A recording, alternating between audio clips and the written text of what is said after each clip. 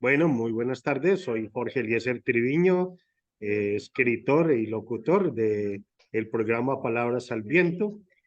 Hoy tengo un invitado especial.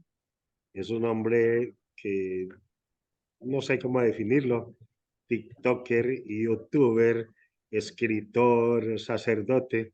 Bueno, tiene una cantidad de ocupaciones variadas, tan variadas y aparentemente disímiles, pero que todas tienen un fondo común, que es el trabajar por los demás y ser un abanderado de la literatura y un evangelizador, si se quiere, a gran escala.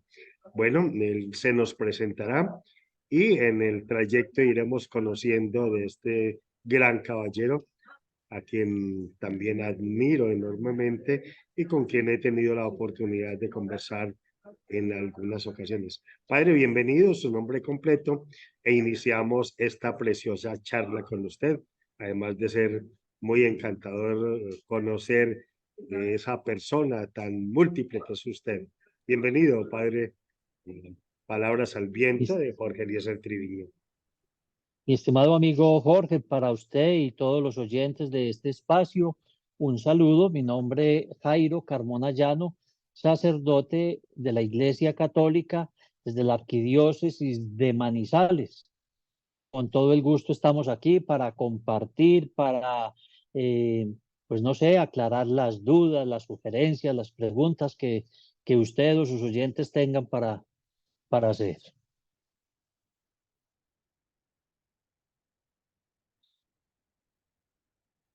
Inicie, por favor, Padre, contándonos acerca de usted, en qué lugar nació y, lógicamente, qué recuerda de esos momentos donde uno ha vivido en los inicios de su vida, de su familia. Mire, yo soy nací en Marulanda, Caldas, eh, un municipio del norte, tierra fría, son pueblos pequeños. De hecho, ese municipio ha sido declarado con esto, de las Cheetah Slope, es decir, esos pueblos quietecitos, calmados, silenciosos. Allá nací yo en 1965, un 28 de diciembre. Luego en un pueblo vecino que se llama San Félix, también de la Tierra Fría, en toda la cordillera central, pues hice mis estudios primarios y mi escuela secundaria.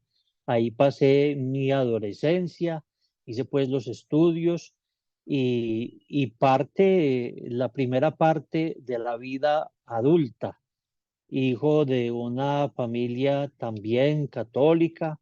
eh, Somos 5 hermanos, todos ellos ya realizados, casados, organizados con su familia y en sus distintas profesiones.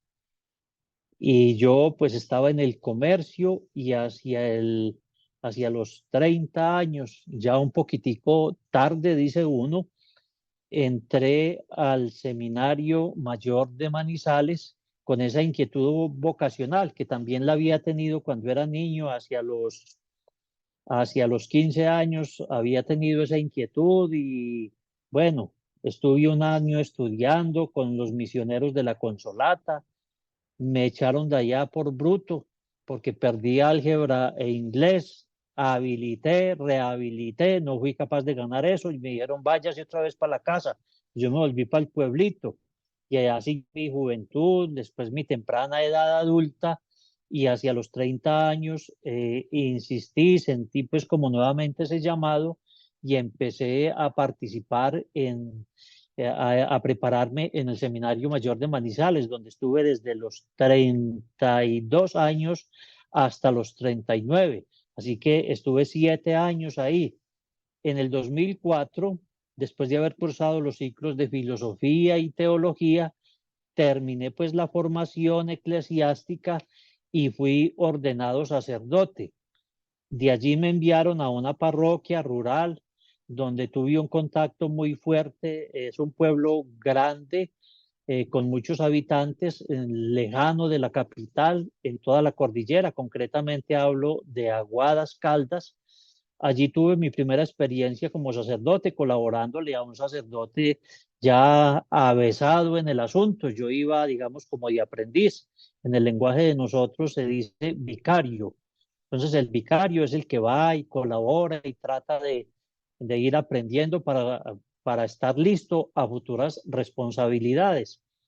Ese año estuve muy vinculado a los medios de comunicación porque desde siempre, incluso desde antes de entrar al seminario, pues yo tenía la venita de escribir, de la radio y de todo aquello. Y allí había una emisora, o sea que yo viví de lo lindo, dedicado a hacer programas de radio y fue una experiencia muy bonita porque la gente lo aprendía a conocer a uno por la voz. Yo salía a hacer las visitas al campo, a las veredas, y cuando llegaba a las casas y saludaba, y a poco de estar hablando con la gente, me decían: usted es el padre que habla por la emisora, usted fue el que dijo tal cosa. Entonces ese era como un feedback al trabajo y a los programas que uno hacía, y eso me animó a mí mucho, y dije: no, vale la pena hacer el esfuerzo, madrugar, hacer el programa en la radio, porque la gente lo está escuchando. Así que ese año que yo estuve allá fue una experiencia muy bonita. Al año de estar allí, pues ya tenía yo, tenía 40 años.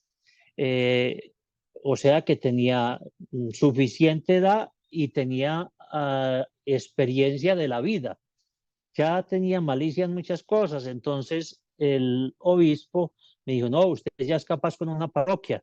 Pues me mandó a un pueblo que se llama La Merced, que tenía una particularidad.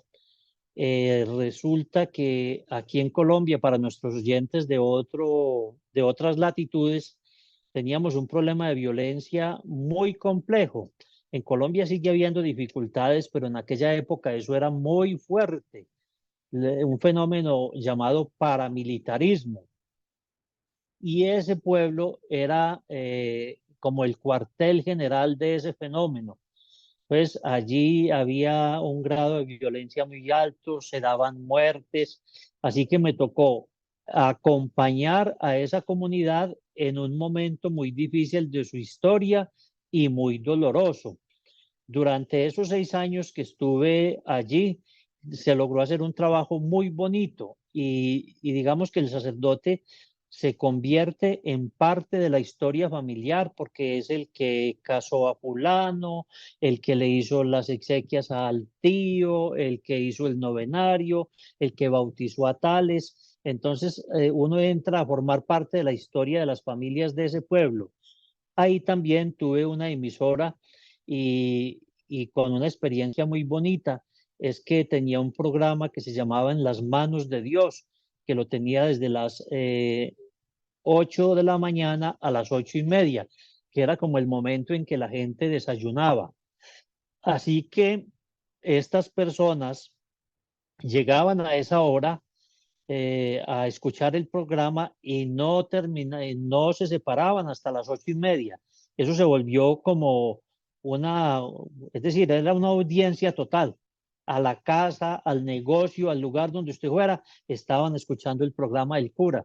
¿Por qué? Porque se tocaban realidades del pueblo. Yo daba noticias del pueblo, hablaba de las visitas a las veredas, les contaba a los del campo, les contaba cosas del pueblo, a los del pueblo les contaba cosas del campo, todo el mundo estaba sintonizado.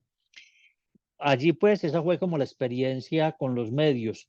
De allá me trasladaron a un pueblo muy grande como rector de una basílica, concretamente en Chinchiná, una tierra caliente, ya cafetera. Ahí se maneja una problemática social muy grande. Ahí esas tierras calientes tienen muchas problemáticas, y ahí pues el trabajo sobre todo fue social.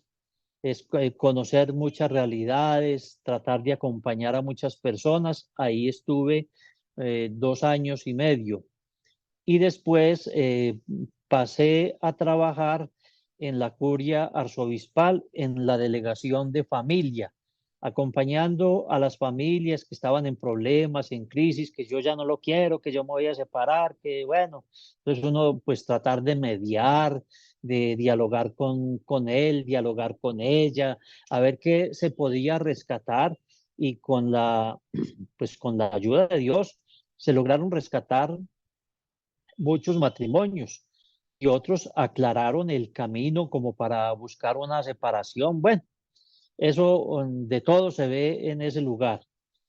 Después de estar ahí por año y medio, fui enviado a Europa, concretamente a una región de España, a estudiar en la ciudad de Ávila y a trabajar como párroco en 3 pueblitos. Allí hay escasez de sacerdotes, entonces estuve trabajando en 3 pueblos a la vez. Eh, Así que se la pasaba uno montando en carro, vaya para un lado, vaya para el otro, celebre allí, corra para allí, visite enfermos allí. Entonces ahí en ese servicio estuve un tiempo y a la par estaba estudiando una cosa que se llama espiritualidad, eh, como ya lo había dicho, en la ciudad de Ávila. De allá llegué, fui enviado a otro pueblo donde estuve 4 años y medio, también un pueblo del área rural, de un ambiente muy campesino, en el que se hizo un trabajo muy interesante. Allí me correspondió acompañar durante la pandemia. En ese pueblo, pues así como nota curiosa, es un pueblo donde se practica el parapente y allí aprendí a volar parapente y entonces me aficioné a ese deporte y estuve mucho tiempo y en muchos escenarios volando parapente. A Dios gracias, nunca tuve incidentes. Volé muchas veces y en muchos lugares de Colombia, incluso fuera del país, y nunca tuve ninguna dificultad. Pero ya con la pandemia que nos encerraron a todos, entonces yo perdí como el ritmo que llevaba en ese deporte y lo dejé. Así que me dediqué a las redes sociales y ahí apareció pues el YouTube, apareció después con el tiempo, ahora último apareció el TikTok. Eh, el caso es que por la manera de comunicar, a mí me dijeron, vea, entre a las redes sociales que usted tiene una manera de decir las cosas que la gente le entiende fácil y es una manera simpática, haga, anímese, anímese. Y bueno, yo pues, como decimos coloquialmente aquí en Colombia, les comí cuento y me metí a las tales redes sociales y empezaron a aparecer los seguidores, que las visualizaciones, los comentarios y que muy bueno y que hágale y que eche para adelante. Pues ahí me tienen metido en esas redes. Acerca de la escritura, eh, yo nunca he dejado de escribir desde el colegio. Siempre, yo tengo carpetas llenas de documentos que he hecho. Por ejemplo, en el seminario escribía un artículo cada 8 días de los acontecimientos de la semana. Los retrataba de manera picaresca por escrito. Y ese estilo, pues es muy propio y lo he conservado yo me acuerdo de haber escrito muchas cosas durante mucho tiempo, de haber colaborado en periódicos, en distintos medios de comunicación. Y últimamente he hecho algunas publicaciones, pues como así a nivel, ¿qué digo yo? A nivel personal, que me pongo yo a pensar, digo, esto está bueno como para publicarlo y junto 3, 4, 5, 6 cosas, 5, 6 relatos o 10 y mando a hacer un folleto y lo publico. Y nunca he devengado ningún dinero por eso, sino que yo lo que hago es que lo publico y prácticamente yo regalo todo eso para que la gente los lea por ahí. Eh, ese es como el recorrido. Y últimamente, ya después de ese pueblo donde aprendí el parapente, ya estoy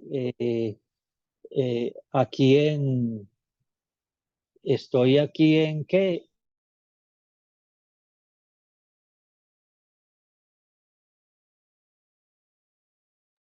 Bueno, esperemos que el padre retome, que parece que hizo un mal movimiento de la cámara y estamos aquí esperando de nuevo a que él se nos vuelva a conectar. Ojalá lo haga lo más pronto posible. Bueno, seguimos en comunicación.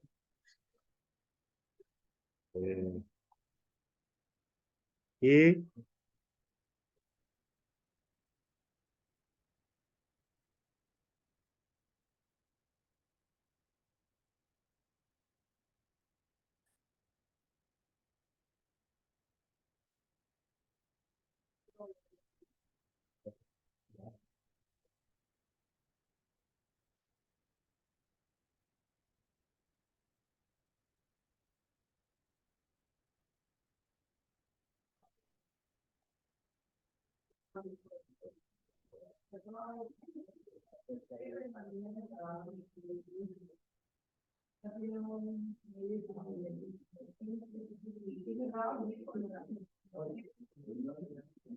Filadelfia. Entonces llegué aquí a Manizales, que es la capital de la provincia, a una parroquia que se llama San Antonio de Padua. Y en esta parroquia, pues digamos que el trabajo es muy distinto al trabajo del pueblo, sobre todo si atiende la liturgia, las celebraciones. Y así como en unos tiempos intermedios, estoy encargado de los medios de comunicación de la arquidiócesis, donde estamos haciendo mucho contenido. Nosotros tenemos un canal, tenemos pues varios canales, eso es lo que se llama hoy en día contenidos multiplataforma. Entonces, en la arquidiócesis de Manizales hay el YouTube, el Facebook, el Instagram, el TikTok y bueno, y todas esas otras especies que van apareciendo. De todo eso tenemos ahí y a través de todas ellas nos vamos comunicando. Digamos que esa es como la historia hasta el momento presente. bueno, es una historia muy resumida, de lo cual yo quiero retomar varias cosas. Primero que le cuente a la audiencia de los pueblos donde inicialmente estuvo, de la Merced, de Marulanda. ¿Qué tipo de lugares son esos para que se formen una clara conciencia de los lugares por donde pasó? Usted ha sido prácticamente tenido en municipios y en lugares pequeños, ha sido pastor del rebaño, de pequeños rebaños, luego lo tuvieron en Europa, también en varios pueblos, volvió a Filadelfia, que es otro pueblo. Cuénteles a la audiencia, porque nos van a oír de muchos países del mundo que no conocen de esos pueblos, qué cosas se encuentran bellas en la Merced, en Marulanda, en Chinchiná, donde más, en Aguadas, y Bueno, para que se formen una idea muy clara y de qué tipo de vida vivía usted o qué cosas se encuentra en esos municipios y qué tipo de personas maravillosas hay ahí en esos lugares, padre. bueno, en esos municipios, bueno, Marulanda. Marulanda es un pueblo de tierra fría. Eso es de los Andes, pues, aquí en Colombia, tierra fría. Lo más famoso de allá es la producción de artículos en lana.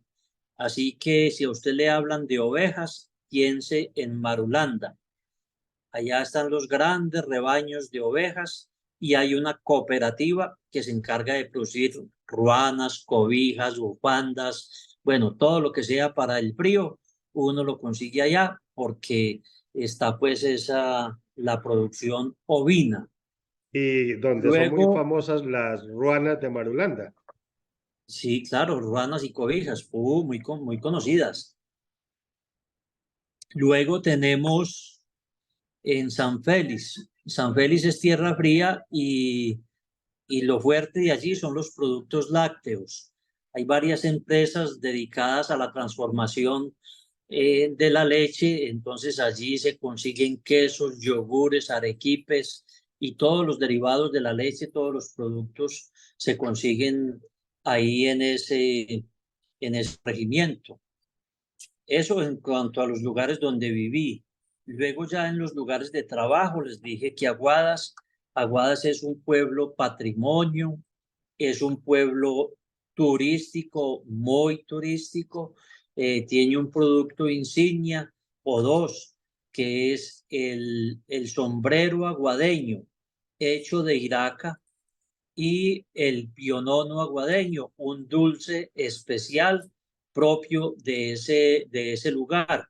Entonces, uno cuando hablan de Aguadas, inmediatamente piensa en los sombreros y piensa en los piononos.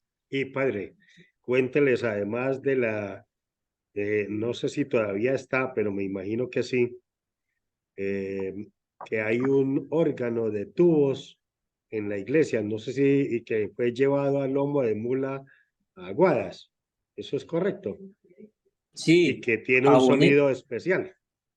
aún está, es de esa época en que pues no teníamos las vías que se tienen hoy en día y como usted lo dijo, esos artefactos eran traídos de otros países, particularmente de Alemania, y llegaban a puerto y para trasladarlos a los pueblos, pues los llevaban a lomo de mula. Allí hay un órgano que es muy valioso, muy reconocido y todavía está en uso. Es decir, allá los actos litúrgicos los animan con ese órgano. De cuando en cuando lo reparan. Eso tiene un costo pues muy grande la reparación, pero allá lo cuidan mucho y le están haciendo constantemente un mantenimiento.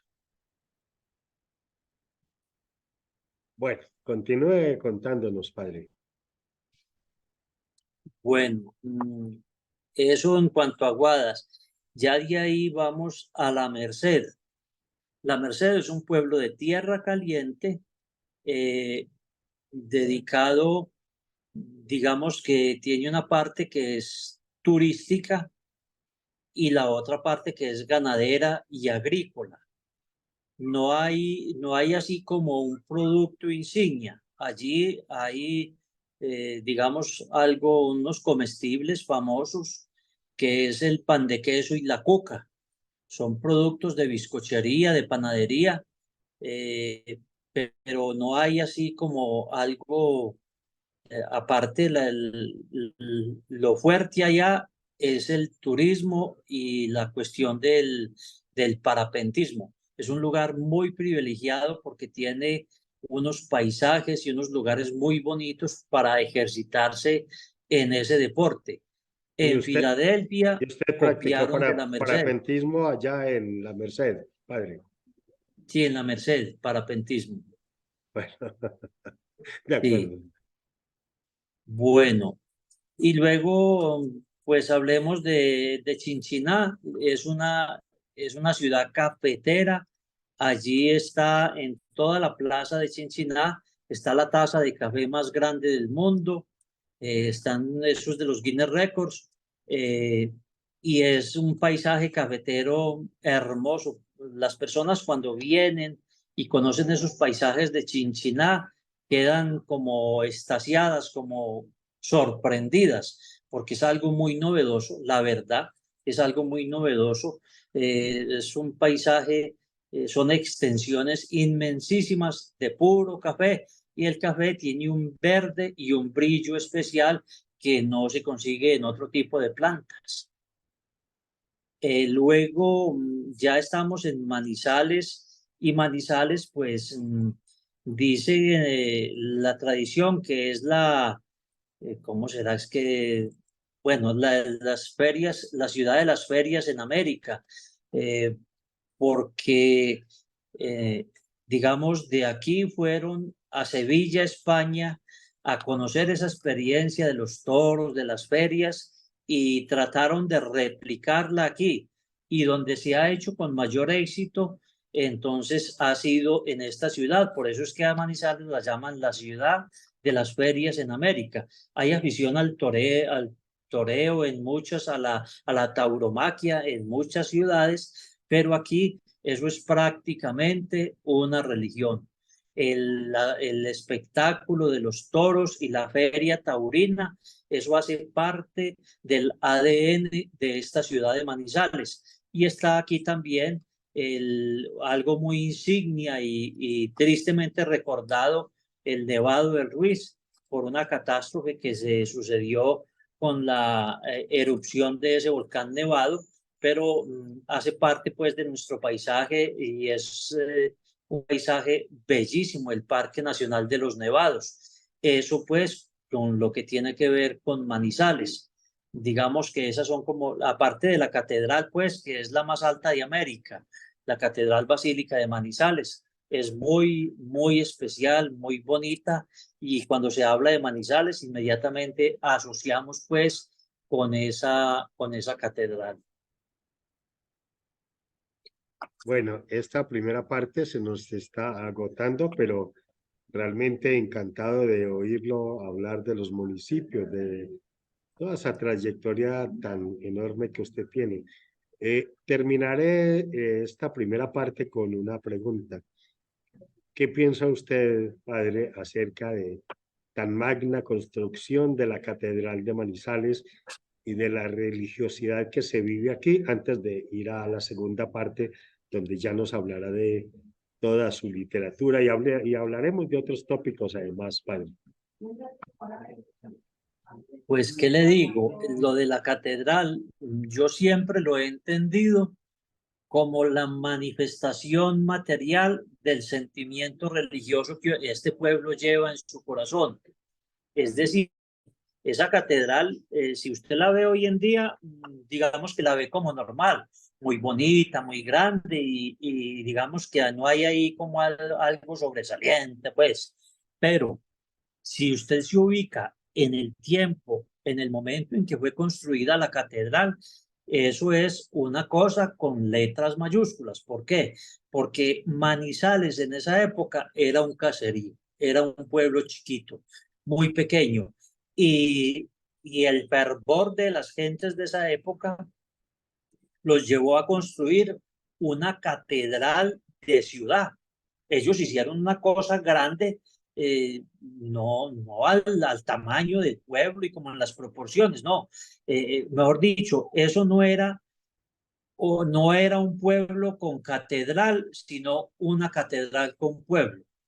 Es como la expresión, o sea, era demasiado grande, pero eso que expresa, expresa el tesón, la fe, el arranque, la fuerza de esa generación que hicieron grandes sacrificios para construir ese edificio, ese templo a Dios como insignia de la fe.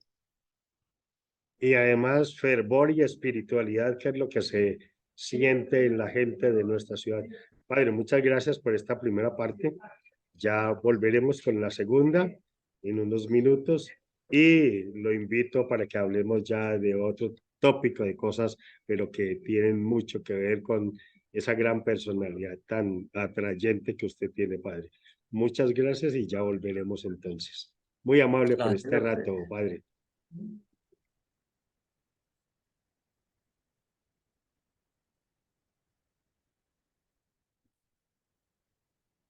Bueno, de nuevo sean ustedes bienvenidos.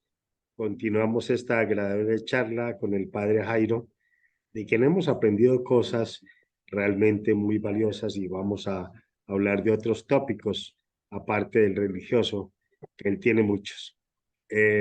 Hablemos de su experiencia como influencer, porque ya una persona que me habla de 100.000 reproducciones, pues es de palabras mayores. Además, háblenos de qué experiencias gratas ha tenido con YouTube, con TikTok y lógicamente con la gente que lo oye y que luego se comunica con usted. ¿Qué tipo de mensajes les está transmitiendo usted y a qué público se dirige, padre? Bueno, el YouTube. Yo empecé con YouTube, realmente fue en España, porque allá la gente que va a los oficios religiosos son personas mayores. Y yo vivía en un tercer piso, en un parque, y ahí en ese parque se reunían los jóvenes por las noches, se sentaban en los escaños del parque en grupos de 8 o 10 y se mostraban el celular y se reían y bueno, compartían como todo lo que veían ahí en el celular, en el móvil. Entonces yo dije, yo creo que por aquí es por donde hay que entrarle a ellos, porque como no van al templo, pues vamos a entrarles por aquí. Entonces yo empecé a hacer unos contenidos con un poquitico de simpatía, bueno, en un lenguaje que pudiera ser como cercano, llamativo, y se lo enviaba a los padres de esos chicos y ellos se los compartían a los muchachos. Eso terminó en que alguna vez me invitaron al colegio para que les hablara de ciertos temas, para que hiciera contenidos con ellos. Esa fue la puerta de entrada para llegarle a los jóvenes. Así empecé el canal de YouTube. Y luego yo seguí haciendo algunos contenidos eh, cada 15, cada 20 días. O sea, porque yo nunca he vivido de eso, nunca he monetizado, como dice la gente hoy en día. Ese no ha sido el afán que yo tengo con las redes sociales. Yo las entiendo como un instrumento para comunicar un mensaje. Yo no estoy interesado. El mejor pago es que el mensaje llegue. Bueno, eso en lo que tiene que ver con el canal de YouTube y con los contenidos de Facebook. Pero ahora últimamente, concretamente hace unos 2 meses, eh, pues a mí me pidieron, les había contado que yo estoy acompañando la delegación de medios de esta arquidiócesis. Entonces los jóvenes que trabajan ahí, que saben de estos lenguajes, de estos medios de ahora, me dijeron, oiga padre, usted tiene una manera de comunicar, ¿por qué no nos hace un TikTok? Entonces yo les dije, bueno, explíquenme primero qué es TikTok. Y entonces cuando ustedes me expliquen, pues mira, vamos a ver. No, veas un contenido corto así, usted cuenta una cosa, bueno, da un mensaje, pero que sea corto y en el estilo suyo y tal. Y ya aprenda eso, pues. Entonces prendieron la cámara y les conté una anécdota, una historia de la primera parroquia donde yo estuve. Y esos en 2 días se subió que 200.000, 250.000, 300.000 y siga contando. Entonces, eso se volvió la locura y todo el mundo me llamaba y me decía, vea, eso está muy bueno, haga más, haga más. Entonces yo seguía haciendo TikTok cada 8 días, los jueves subo ahí un contenido. Yo voy allá, lo grabo, ellos me organizan las cositas, lo editan y lo suben y eso tiene muy buenas respuestas.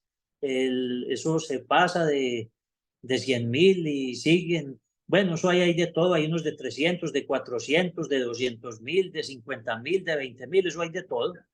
Entonces, yo los estoy haciendo cada 8 días, esa es como la historia. Y los comentarios son los que me animan a mí, porque la gente dice, me hizo reír, me hizo reflexionar, me motivó, bueno, eso les llega a la gente. Ese buen humor con el que usted me imagino que lo hace, lo sé por su literatura. ¿De dónde lo tiene usted o ha nacido de la experiencia suya de ver la vida de una manera distinta? ¿Lo copió o el ADN de su padre o de su madre o de alguien en especial? Yo creo que eso es del ADN de mi papá. Él era así de muy buena chispa, le gustaba contar cosas, él era muy agradable en sus relatos y yo creo que a él le debo la manera de contar. Bueno, hablemos ya de esa parte literaria. Yo sé que usted me dice que ha escrito mucho y me imagino que sí, pero cuando dijo voy a escribir unos cuentos o unas narraciones y cómo decidió empezar por ahí o qué lo motivó para decir, bueno, voy a publicar esto que puede gustarle igual que le gusta a la gente mis mensajes en YouTube, en TikTok. ¿Cómo fue que se inició esa carrera a la que le auguro ya de una vez éxitos por la forma tan especial de contar. Yo le decía a usted que me acuerda de Mark Twain, de esa forma, con ese desparpajo con que lo hace, y aquí en Manizales, Teodoro Jaramillo, que fue un acuarelista además y que escribió un libro de cuentos de ese tipo. A ver, en un pueblo, Filadelfia, yo iba a una vereda y allá se celebraba la Santa Misa en una ramada. Era un rancho en muy malas condiciones. Unos palos ahí parados y unas cosas de zinc, unas tejas de zinc. Y eso a medio que venteaba se sangoloteaba para allá y para acá. Eso estaba ahora peligrando que se cayera encima la gente y bueno. Entonces un día les dije yo, ¿por qué no tumbamos esto? Entonces me decían, ¿y si lo tumbamos dónde celebramos, padre? Y no, tumbémoslo, creemos la necesidad. Y después de tumbar ese rancho, miramos a ver qué se hace. Entonces, sí, me comieron cuento y tumbamos eso. Muy bien. Cuando ya lo tumbamos, entonces a mí se me ocurrió una cosa. Dijo, hombre, varias personas, así como usted, me han dicho, eso que usted cuenta o eso que escribe, eso es muy simpático, ¿usted por qué no publica? Entonces yo ya tenía varias cositas por ahí y dije, pues voy a reunirlos, escogí 10 historias y las publiqué en un folleto pequeño. Aquí lo tengo. Entonces publiqué esas 10 historias en un folleto pequeño y le puse un precio de 5.000 pesos, pues, para los que están en otro lado, $1.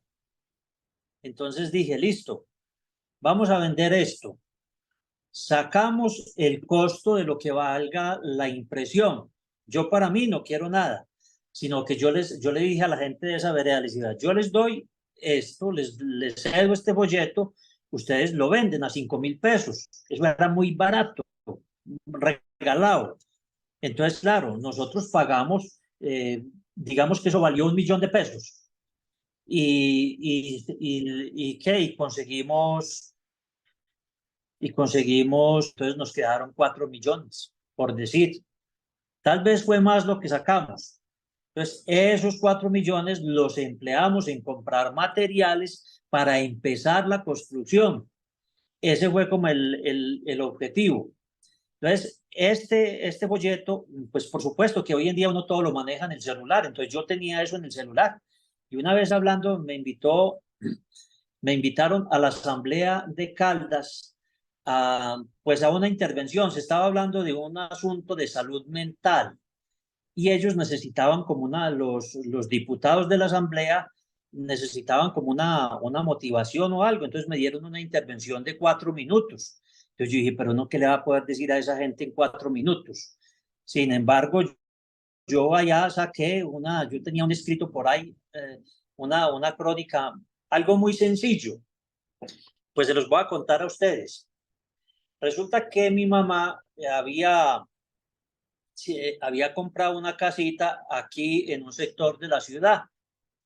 Cuando nosotros todavía estábamos, yo trabajando en los pueblos, mis hermanos en el pueblo y ella pues viviendo aquí en la ciudad. Cuando nosotros veníamos, íbamos a visitarla allá a la casita.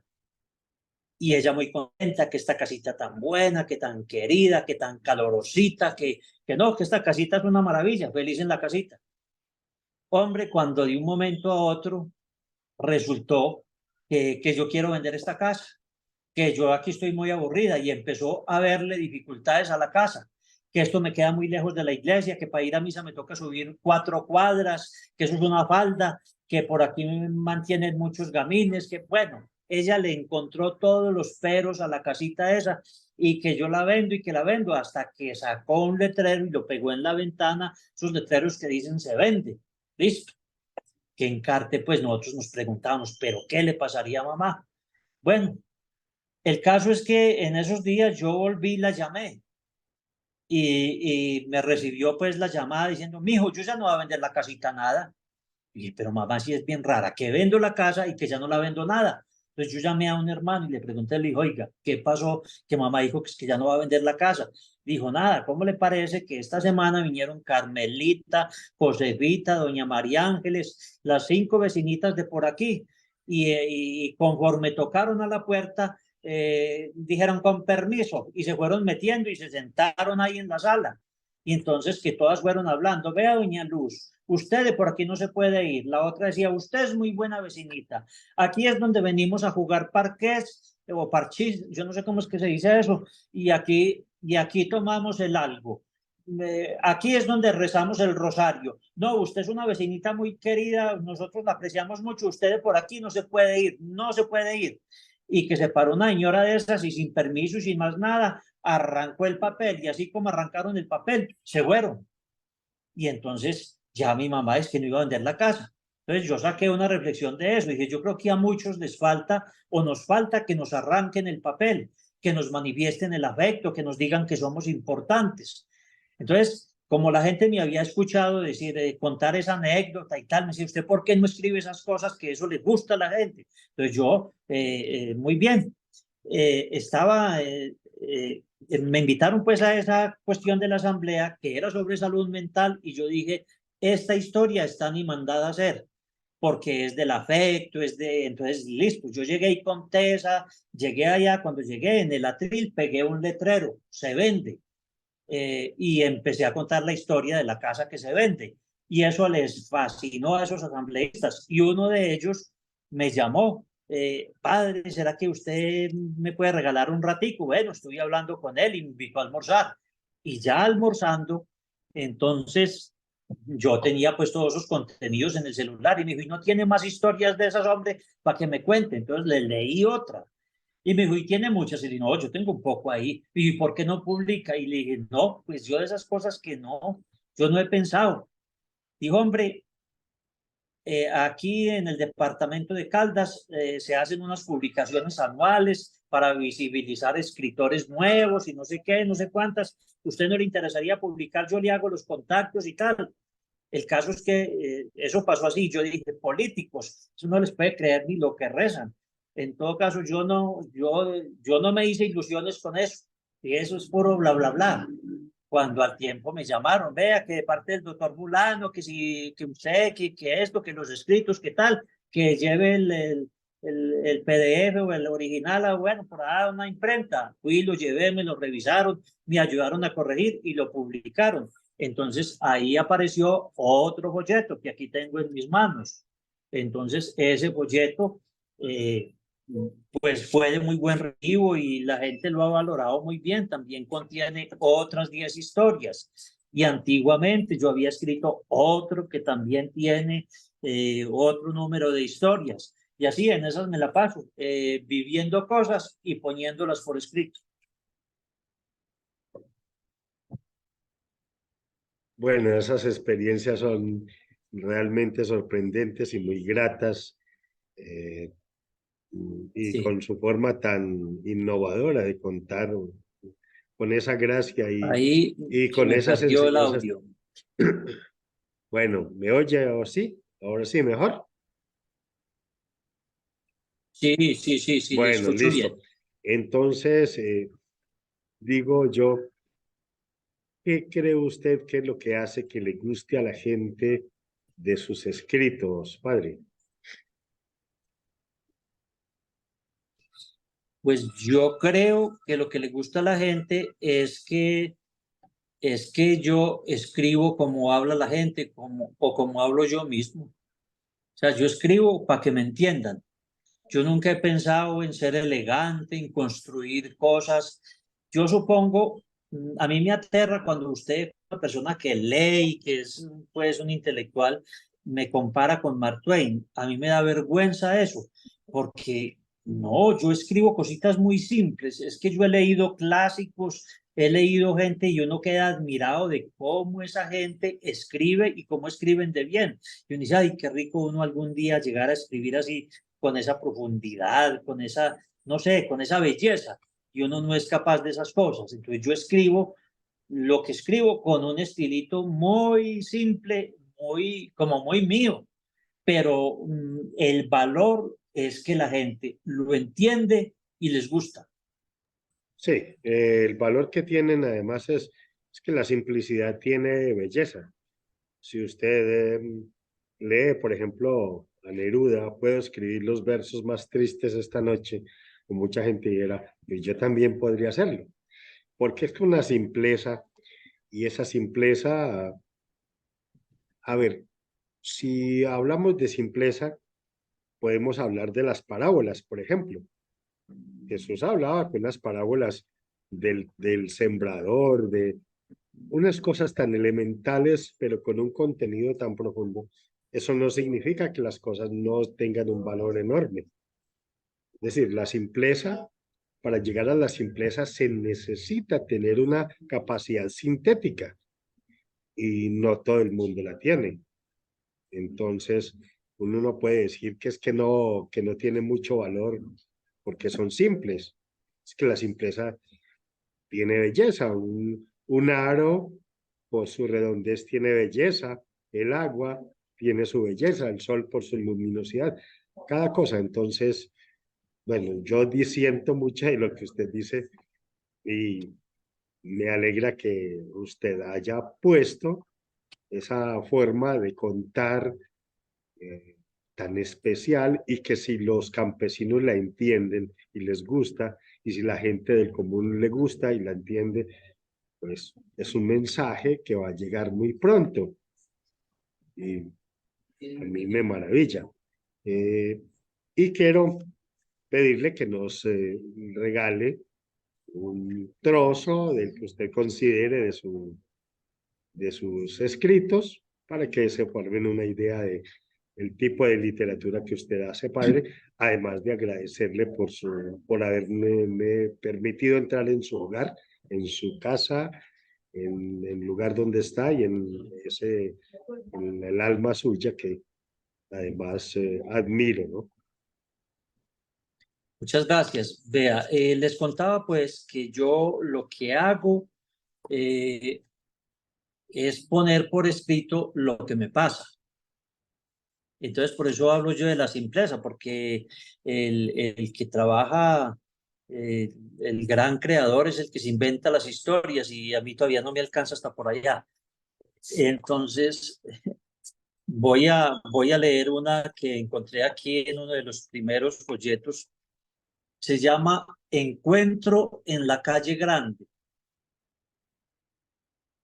Como el pasar de los años hace flaca la memoria, pido a mis lectores la licencia para poner por escrito en este espacio las andanzas de un cura colombiano en tierras españolas, con el fin de no olvidar lo inolvidable.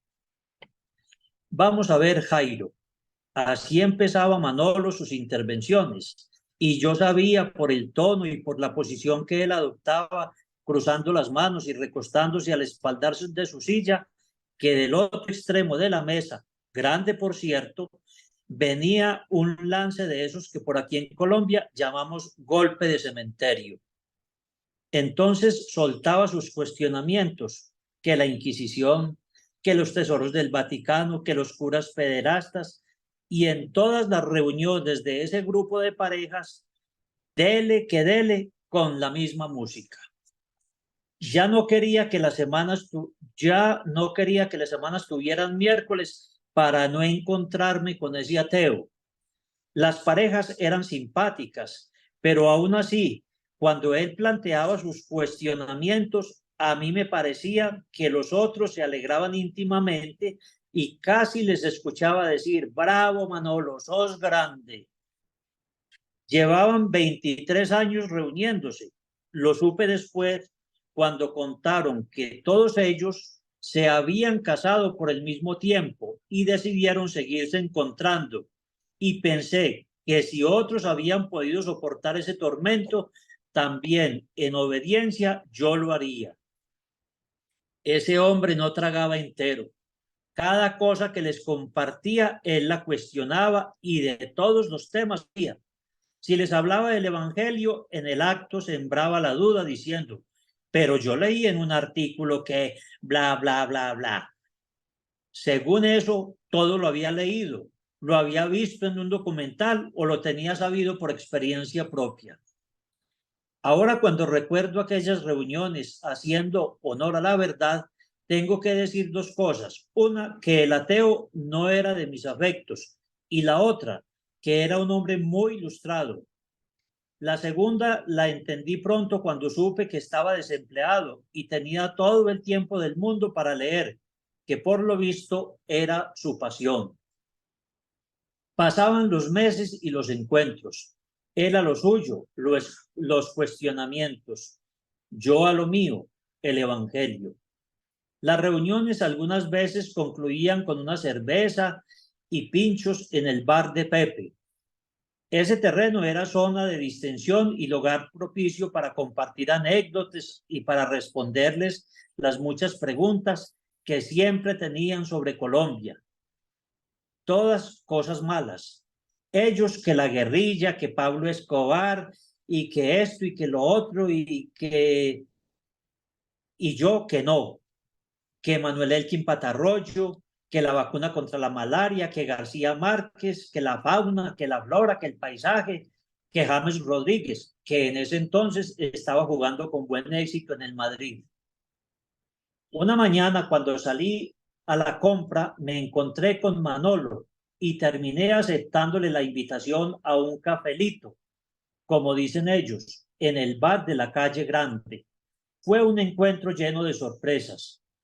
No puedo mentir, yo estaba prevenido con él y creo que esa actitud me llevó a interpretar sus inquietudes como si fueran ataques.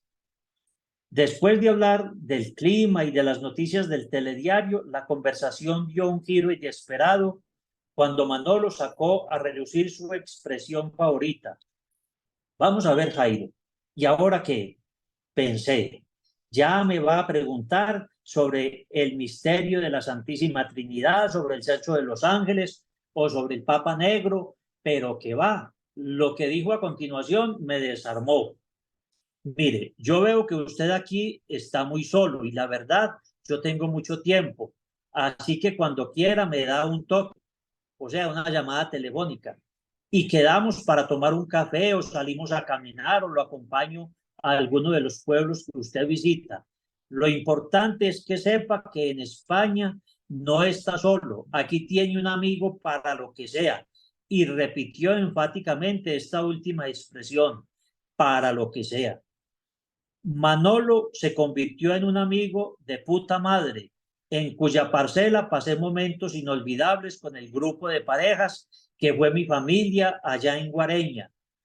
Con cariño lo llamo el ateo creyente, porque lo vi comulgar y cuando nos despedimos después de un fuerte abrazo me dijo, no olvide rezar por mí.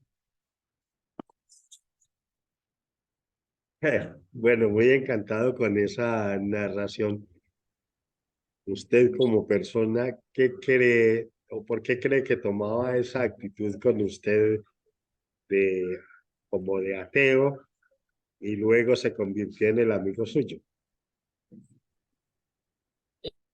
Vea, los españoles tienen una manera de expresar las cosas, que uno tiene que conocerlos y conocer la cultura para entender que ellos no están bravos, que ellos no son contrarios a uno. No, ellos hablan así fuerte y son así como impositivos. Incluso a veces uno los ve hablando así duro y piensa que ya se van a matar. Y no, la cosa sigue normal. Entonces a mí me faltaba como saber interpretar la manera de expresarse de ellos.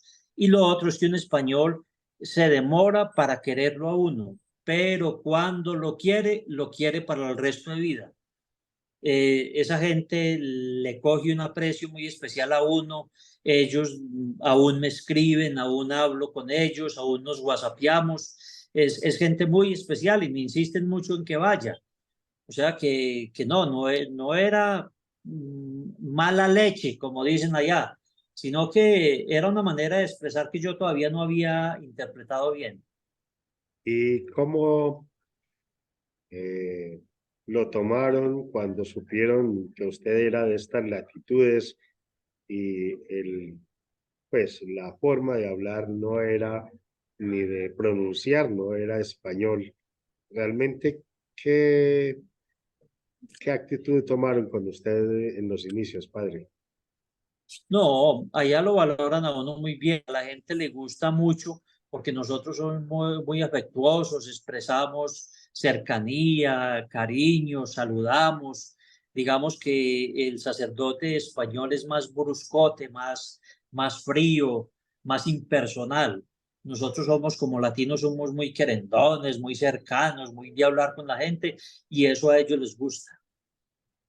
Bueno, quiero terminar esta segunda parte de la charla preguntándole qué consejo le puede dar usted a, a los jóvenes en estas épocas realmente tumultuosas y difíciles, a los adultos con respecto a la parte religiosa y qué consejo le puede dar a aquellos jóvenes o adultos que quieran escribir. Quiero que ambos tópicos los toquemos, pues porque usted se desenvuelve muy bien en esa parte de la comunicación y puede ser, debe dar un aporte muy valioso por su conocimiento y por su experiencia, por su forma de ser, por su personalidad, por todo ese carisma que usted tiene, padre. Bueno, vea, para los jóvenes o para las personas que van a escribir, yo creo que lo más importante es la lectura.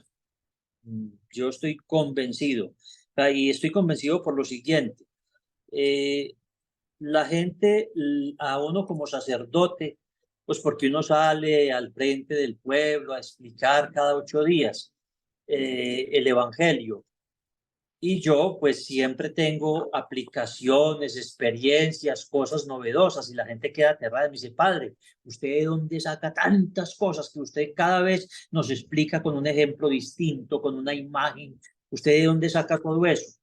Entonces, nada, yo mismo me sorprendo. Entonces, eso son cosas que uno ha leído y que van quedando por allá guardadas en la bodega y que cuando uno necesita expresar algo, eso como que brinca y uno mismo les echa mano y venga para acá y entonces la suelta.